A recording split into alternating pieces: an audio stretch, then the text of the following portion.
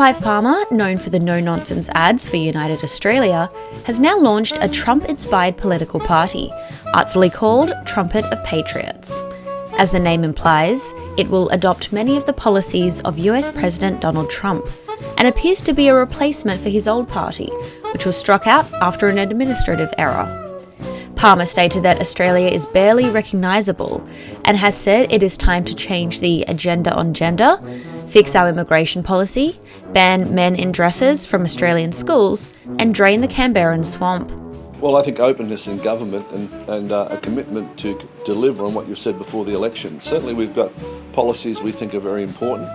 Prime Minister Albanese ridiculed Palmer's announcement, stating, "A bloke who spends over $100 million to deliver one Senate seat and engages with conspiracy theories, I don't think that represents value for money." It has been suggested that the mining tycoon's new venture could steal votes from opposition leader Peter Dutton, with a wildcard announcement that he is planning to run candidates in all lower house Teal and Liberal-held seats, as well as some Labor electorates. The United Australia Party won 4% of first preference lower house votes in the 2022 federal election, and could possibly again divert a small but important percentage of votes from the opposition.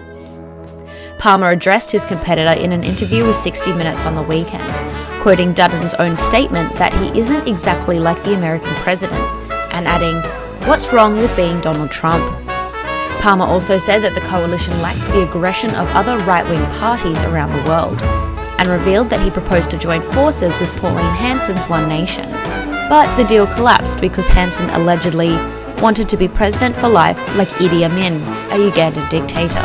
The announcement at a press conference earlier this week was tense from the get-go, with Channel 9's Andrew Probyn calling the idea Palmer could win enough seats to instill a candidate for a Prime Minister as potty.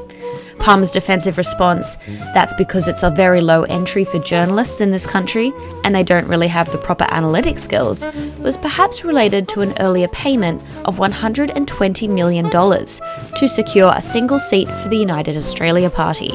While there have since been proposals to limit such donations in federal election campaigns, they won't be in place for the 2025 election, with Palmer already planning to challenge the High Court and dish out up to $90 million on his new project. And with increased discontent with the major parties, leading to a surge in support for independents and minor parties, and a growing conservatism in right-wing politics, perhaps the results will speak for themselves.